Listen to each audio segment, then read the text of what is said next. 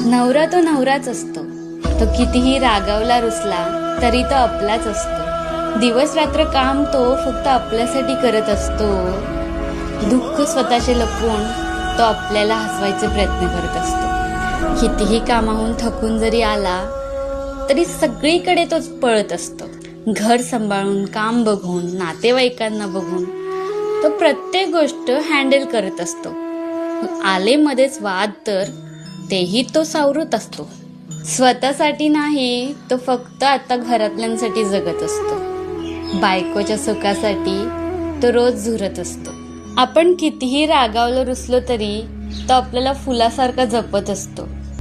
मनातलं त्याच्या ओळखणं खूप कठीण आहे, कारण त्याच्या इतकी जबाबदारी कुठे आपल्याकडे आहे.